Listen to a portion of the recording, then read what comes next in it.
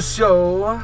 Sekarang gue sudah sampai di rumah gestar kita. Lu lihat rumahnya begitu besar. Dan dia sukses juga bukan hanya dari bidang musik aja ya, tapi memang ada pekerjaan yang lain yang memang betul-betul menunjang beliau bisa sukses seperti ini. Tapi yang bakal kita kulas bukan pekerjaan yang lain, tapi hanya di bidang musiknya. Dan siapakah dia? Ayo kita turun bareng-bareng. Lanjut.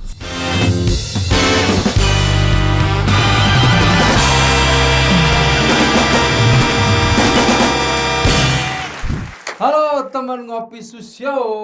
Nah, seperti yang saya bilang tadi, sekarang saya sudah berada di kediamannya Bapak Doso Hudaya sebagai gestar kita hari ini. Oke. Beliau ini adalah sebenarnya seorang pengacara. Seorang pengacara yang cukup ternama kalau untuk di khusus daerah Bandung, Jawa Barat dan sekitarnya. Orang pasti udah banyak yang tahu siapa tuh Doso Hudaya. Nah, tapi yang belum tahu, beliau tuh juga ternyata pencipta lagu hits baik dari tahun 88-an ya Pak ya? Ya, 88-an sampai dengan saat ini. Beliau benar-benar konsistensi juga di bidang musik. Nah, yang mau kita kulik sekarang ini bukan pekerjaan sebagai pengacaranya. Kalau itu mah kita udah paham banget lah sepak terjang beliau di dunia ini. Tapi kalau di dunia musik banyak yang belum tahu dan banyak yang belum sadar bahwa pencipta lagu-lagu hitsnya Hijau Daun, Republik, bahkan banyak macam-macam artis yang bekerja sama dengan beliau, musisi yang bekerja sama dengan beliau. Salah satunya bakal kita kulis di sini. Oke, Pak, Bapak kan basicnya pengacara ya Pak ya? Pengacara, kalau pengacara itu dari tahun berapa Pak? pengacara mulai dari tahun 78. Dari 78. Nah, kok bisa nyemplung di dunia musik tuh Pak? Hobi, terus apa memang apa namanya? Dulunya awalnya memang dulu pernah ngeband juga atau gimana sih Pak? Jalurnya kok bisa nyemplung di dunia musik gitu? Sebetulnya hobinya dari dulu musik ya. Waktu kecil dulu, kira-kira umur 7 tahunan, sudah bikin band. Namanya band Bocah. 7 tahunan di 7 Tasik? tahunan. Itu sama kakak bareng-bareng gitu. Sa, 7 tahunan.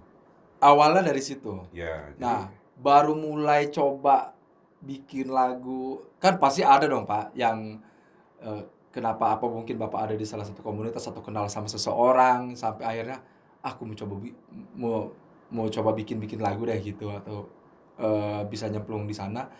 Ada mentornya atau ada siapa komunitas di situ kenalnya atau sama dengan siapa gitu Pak? jadi sebetulnya kalau dulu kan, kalau anak-anak muda dulu kan nongkrong di depan rumah sambil gitar. Nah, dulu waktu itu kan beda lagi zaman sekarang. Lagu-lagu itu jarang sekali ya, lagu baru ini. Ya. 1-2 lah. Jadi kalau ada lagu baru, semua pengen bisa tuh. Kalau ada lagu Ya. penyanyi yang lain gitu ya Pak? Nah, kalau saya sendiri enggak, karena suka keduluan sama orang lain, jadi saya bikin lagu sendiri. Saya nyanyiin gitu. Jadi nyiptain sendiri. Jadi teman-teman bingung. Itu lagu dari mana tuh? Penyanyinya lupa. Nah, gitu. Dari sana. Sedikit ngebawain teman-teman yang lain. Nah, jadi teman-teman pada bingung. Karena Lagu siapa nih? karena era saat itu lagu jarang ya Pak? Jarang. Masih ingat nggak Pak pertama kali Bapak bikinin lagu? Jadi gini, saya kan suka bikin lagu. Satu bikin, satu lagi bikin. Jadi kalau nggak salah udah hampir 58 lagu. 68 lagu? 58 lagu. Itu belum ada yang di-tag? Belum. Nah, ketemulah sama Hari Tasman. Oh, Om Hari Tasman ya? Hari Tasman. Rekam aja, biar gue yang nyanyi. Boleh juga. Nah, jadi lagu-lagu itu kita diketemuin sama satu orang arranger, Maxi Mamiri. Sekarang masih ada dia. Dari 58 itu dia seleksi Jadi yang layak ini cuma 4. Dari 58 Ya. yang layak cuma 4. Cuma 4. Dan itu Bingung juga. 58-nya Bapak cuma ingat doang. Modal ingatan gitu. Enggak, karena Apa rekam. ditulis atau direkam gitu ya? Kita rekam. Kalau dulu zaman pakai direkam sama tip aja. Gitu. Nah, jadi dari sana kita belajar nih, belajar. Nah, mungkin terpukul juga sih. Jadi awalnya kan kita merasa jago nih. Oh, kita udah jago nih bikin lagu 58. Ketika di Dikerucutin lagi. disortir yang layak cuma 4, kepukul banget ya? kepukul banget. Tapi kita mesti berjiwa besar. Oke. Ya, mesti berjiwa besar gitu. Nah, sekarang juga sama. Saya sering kan ada yang di media sosial suka, Pak, tolong dengerin lagu saya bagus, wah hebat sekarang. Gitu. Pas didengar, Lagunya gitu-gitu aja. ingat zaman dulu gitu ya, Pak ya? Zaman dulu. Gua juga dulu begitu. Jadi jangan sombong gitu. Okay. Ketika kita bisa ciptain lagu, jangan menganggap bahwa kita paling jago. Orang lain yang jago-jago, wah itu nggak jago. Oh iya. Nah, akhirnya lagu itu kita rekam, terus saya bikin lagi. Dari situ banyak belajar. Jadi cara bikin lagu ini, oh mesti begini. Oh, yang berarti yang dulu ini nggak bagus. Nah, bikin album lah waktu itu Hari Tasman. Itu artis pertama? Ya. Akhirnya. Ya, jadi kalau Hari Tasman mungkin dia kan terkenal nyiptain lagu-lagu Bruri ya. Banyak lagu yang hitnya. Nah, terus juga dia ini boleh dibilangin penemu yang mentornya band-band. Banyak kan? Mungkin di Jodor juga tahu ya. Tahu. Seperti Kangen Band, terus Kangen Band, Angkasa, ya, Angkasa, banyak lah. Nah, tapi album itu nggak begitu sukses. Nah, 89 bikin lagi. 89 bikin lagi dengan beliau lagi? Kompilasi enggak? Oh, bukan. Kompilasi. Hari ikut satu lagu. Nah, waktu itu saya ngambil artisnya Ruri Pesolima, Emilia Contessa, ada Ruri Pesolima, Emilia Contessa, ada waktu itu Uci legend semua dong, Pak. Ya, yang waktu itu begitu. Jadi kalau saya dulu begini, ada penyanyi yang nggak dikontrak, ya, yang punya nama direkam. Jadi caranya dengan memberikan penyanyi yang tidak ada kontrak dengan label manapun, Ya. diberi lagu dan dibikin klip, coba. Ada yang dibikin klip. Kalau dulu makan cuma satu album dua lagu. Itu 89. Nah, lagu yang malah yang naiknya Cinta Seumur Bunga. Cinta Seumur Bunga itu Seumur Bunga. Yang bawain siapa tuh, Pak? Emilia Contessa. Emilia Contessa. Kita mesti cari tahu tuh lagu Cinta Seumur Bunga dari miliknya Emilia Contessa. Dan berarti untuk sekelas pencipta lagu baru lah bisa dibilang gitu ya, Pak. Bisa ngasih lagu ke Ruri Pesolima, bisa ngasih lagu ke Emilia Contessa dan yang lain-lain, itu pencapaian prestasi bukan sih, Pak? Mereka mau membawakan lagu itu. Kalau Bapak sendiri perasaannya gimana saat itu? Ya bangga sih, karena mereka kan selektif. Mereka selektif. Dengar dulu, gua suka, gua nyanyi. Nah itu. Nah, tahun 90 nih, saya bikin lagu album solo rock. Judulnya Solois? Solois, Maya Natalia. Judulnya Cemara Cinta. Alhamdulillah itu lumayan bagus. Saya tahu tuh lagu Cemara Cinta tuh, Pak. Ya. Siapa sih? Maya Natalia. Dia Natalia pertama kali ya. Itu tahun 90 gitu. Tapi waktu itu bareng banyak gitu. Saya juga bikin pop Sunda. Ya, pop Sunda. Ada Bodor, ada Dohebring, ada Imut, banyak lah di situ. Di tahun itu, Di tahun 90-an itu. 90. Nah, Tahan sedikit Pak, kalau untuk masalah lagu pop Sunda, seperti awalnya tadi Bapak menciptakan lagu genrenya pop ya, yang pertama kali awal kali mulai ya, genrenya pop. Terus artis yang pertama kali Hari Tasman, bahkan banyak kumpulan artis-artis seperti Bruri, kemudian yang lain-lainnya.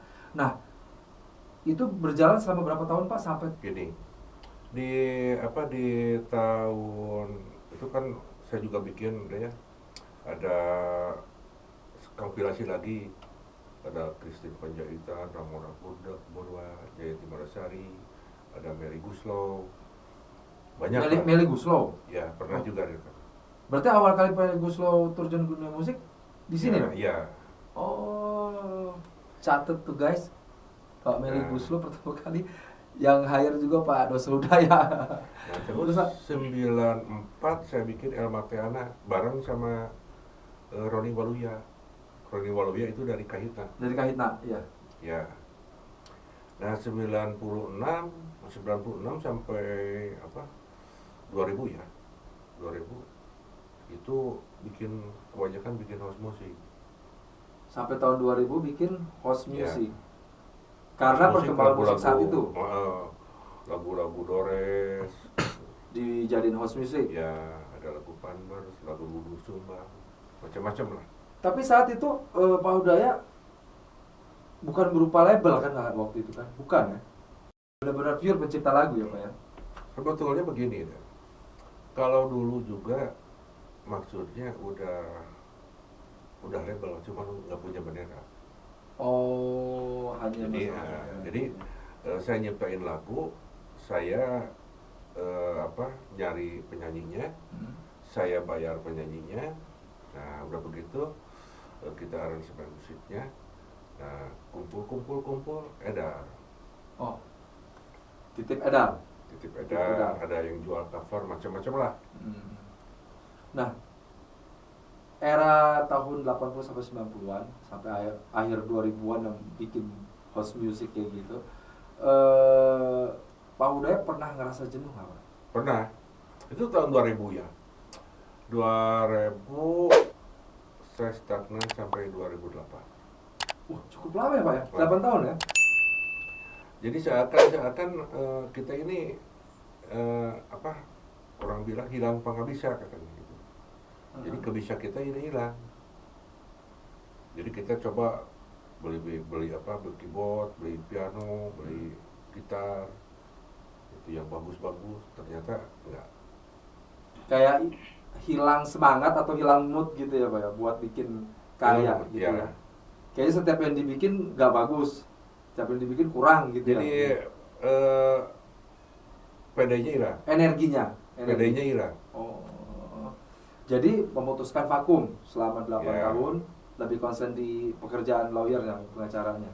2008, ketika kita ngumpul-ngumpul, nah itu kita bicara pop Sunda dulu. Katanya pop Sunda perlu pembaharuan. Nah, jadi waktu itu Bimbo ya, Kang Sabimbo yang minta tolonglah aktif lagi. Saya Minta ke Bapak buat aktif lagi. Aktif lagi. Nah, ya udahlah, saya mau bikin yang bagus. Gitu. Nah, tapi kontrak artis kira-kira 10 orang. Darso, Tunggu. Evita Mala. Dari tahun 2008, akhirnya Bapak bikin label di situ. Ya, Bikin label. Ya. Itulah DH Production. ya. DH Production. Artis Kalau pertama- sebetulnya mah kalau dia production-nya mah udah dari 87 juga udah ada. Udah Logonya nama- udah seperti itu. sudah nama seperti itu DH Production. Hanya badan hukumnya baru ada Ya. di 2008. Dan artis pertamanya itu langsung Bapak bikin musik Sundaan. Musik Sunda. Nah, tapi kita hire-nya penyanyi-penyanyi yang top gitu. Nah, di sini begini. Saya udah bilang ada Pimpro-nya.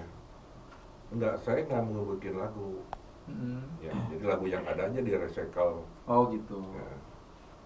Jadi kita buka pendaftaran. Jadi yang menciptakan lagu-lagu kita kumpul dari mana-mana tuh banyak. Tapi ketika saya dengar, ya saya kurang suka gitu. dengan lagu-lagu yang udah dibeli, Yang sudah dibeli. udah dibeli, kurang suka. Nah, waduh, saya pikir kalau umpamanya kita punya yang kuat, tapi lagunya nggak cocok, bukan nggak bagus ya, nggak cocok, berat. Ya. Akhirnya terpicu untuk bikin lagu sendiri. Nah, bikin lagu sendiri. Nah, ternyata lagu Sundanya pada boom. Lagu Pada Sundanya booming. pada boom. Nah, saat lagu Sunda pada boom itu, ingat gak Pak artis pertama kali yang Bapak pegang setelah DH Production aktif lagi? Artis Sundanya siapa tuh Pak? Banyak. Ada Darso, itu legend. Oh, legend Darso ya. Evita Mala yang legendnya gitu, yang nasional. Sule. Sule. Oh, Kang Sule. Iya. Lagu Si Nah, Susis. Pertama gini, pertamanya lagunya Sinyal Cinta. Nah, terus kita cerita-cerita nih. Kan kalau almarhum Darso dibikin album, kata Sule, kenapa saya enggak? Ya udah kita bikin album. Nah, bikin lagu Susis. Ceritanya. Awal mula Susis ya. Nah, suami sian istri. Sian istri. Nah, ternyata lagu itu didengerin waktu Sule kan waktu itu di OPJ. Nah, teman-temannya semua, Andre, Parto, Aji, Nunung, semuanya pada bilang, ini sayang katanya kalau lagunya di bahasa Sunda, gitu. Udah aja bikin 2 album, Indonesia sama Sunda, gitu. Ada 2 versi. Nah, nanti katanya kita bantuin rame-rame syutingnya. Nah, makanya ketika syuting Susis, nah semua pada ikut. Tuh guys. Jadi buat kalian yang belum tahu, sebenarnya Kang Sule dulu lagunya Susis. Ingat Susis. Wow, nah lagu itu ternyata Pak Dose juga yang bikin gitu. Di tahun berapa Pak Mas Iro? Itu kalau Susis udah 2010. Oh 2010. Di 2010 saat itu Mas Kang Sule lagi baru mulainya ini ya Pak ya di salah satu stasiun TV. Dan ternyata lagu itu booming. Kan setelah itu ada lagi Pak si Kang Sule nyanyiin itu apa lagu ciptaan Bapak juga yang setelah itu? Susis juga manusia. Susis juga manusia. Terus gara-gara dia. Gara-gara Bola Salju. Bola Salju itu 1 album sama Susis. Oh berarti 2 album sudah. Iya. Si itu. Jadi 2 album guys buat Kang Sule dari DH Production dari Pak Hudaya, dan ternyata memang lagu-lagu Sule yang Kang Sule yang di tahun 2010 ke sini seperti Susis, Bola Salju saya ingat banget, terus itu juga Susis 2 kalau nggak salah waktu itu ya Pak ya, dan itu benar-benar booming juga. Itu di era Sundaannya ya Pak ya. Sundaan sebelumnya ada Kang Darso. Tapi 2013 juga saya ngeluarin dangdut. 2013. Iya, judul lagunya Janda Bodong. Lumayan nggak gitu. Dan setelah dari situ mulailah mungkin ya Hijau Daun ya Pak ya dari mulai situ. Ya, 2013 udah band pertama kali Bapak Ruri. pegang ya? Nah, Ruri. Band Ruri pertama dulu ya. kan. Pertamanya kan ini Hijau Daun bandnya. Nah, terus ada beberapa lagu dibawain sama Republik. Ya. Yang Aku Takut, Sayang Sampai Mati, sama Aku Tetap Cinta. Nah, satu poin nih Pak ya. Lagu-lagu yang dibawain oleh Ruri atau oleh Republik, Aku Takut, Sayang Sampai Mati, dan lagunya dibawain oleh Hijau Daun, yang Ilusi Tak Bertepi, khususnya nih, sebenarnya lagunya banyak yang untuk Hijau Daun. Cuman saya ambil yang unik banget di Ilusi Tak Bertepi. Awal kalinya lagu ini perbedaannya mungkin dengan lagu Aku Takut miliknya Republik. Dua-duanya sama-sama karya beliau. Tapi yang cukup unik nih Pak, yang satunya gampang buat promo, yang satunya yang Ilusi Tak Bertepi misalnya Jordan, susah banget tuh Pak buat promo. Ya. Tapi ini 2 lagu nih sama-sama naik. Yang satu viewersnya sudah 202 ya, 202 juta. Bayangin 202 juta, yang satunya 8, yang Ilusi Tak Bertepi 85 juta viewers. Nah, apa sih Pak yang kepikiran saat itu bikin 2 lagu ini? Saya pengen tanya dulu untuk yang Aku Takut. Referensinya dari mana? Terus kiatnya kok bisa booming mah semua urusan dari Allah Subhanahu wa taala Pak ya, namanya rezeki. Cuman pasti punya kiat lah bikin lagu gitu. Kenapa 2 ini bisa berbeda dari yang lain gitu? Kalau bikin lagu kan pertama-tama kita harus ngerti dulu sebagai pencipta lagu, kita ini bikin lagu, nah mesti tahu siapa penyanyinya. Udah tahu siapa penyanyinya, kita mesti pahami dulu karakternya, vokalnya seperti apa. Nah jadi kita mesti ngikutin ya kemampuannya, teknik vokalnya, karakternya, itu mesti kita kuasai. Jadi lagu ini enak dijabain sama dia, sama penyanyinya. Bukan kita bikin lagu, gimana gua, lu bisa atau enggak, terserah. Urusan dia gitu ya. Dan Kan banyak pencipta lagu kayak gitu kan, Pak. Banyak yang membawakan egonya masing-masing Yeah. gitu. Akhirnya dikasih belum tentu cocok, belum tentu ini, akhirnya seperti sekedar dipaksakan gitu kan. Ya memang gini, ya ada pencipta lagu yang punya karakter, ada pencipta lagu yang nggak punya karakter. Nah kita bisa tahu, umpamanya kita dengar lagu, wah ini mah ciptaan si Anu, kita bisa nebak. Oh, Wah ini mah ciptaan si Anu, ini ciptaan si Anu, gitu. Nah kalau saya nggak mau berkarakter. oh malah nggak mau berkarakter? Nggak mau. Jadi pengennya segala genre Bisa bisa. dan Mau masuk gitu kan. dangdut, mau Sundaan, mau Jawa, mau pop, mau rock, macam-macam bisa. Nah kalau hijau daun cocok di genre lagu apa nih? Yang beat atau yang slow nih, Pak? Itu bisa. Kan seperti sesuatu yang sempurna. Iya, iya. Itu agak ngebeat. Jadi Nah terus itu kan karakter. Nah lirik juga sama. lirik pun sama. Kita perbedaan katanya, cara bikin lagu, cara nyusun liriknya juga mesti bisa macam-macam. Bapak bikin lagu, saya bikin lagu buat Hijau Daun, liriknya dengan yang Republik pasti beda. Iya, benar itu. Nah, bikin lagi sama untuk Adesa yang ngepop ya, ngepop beda. Apalagi dengan lirik lagu dangdut.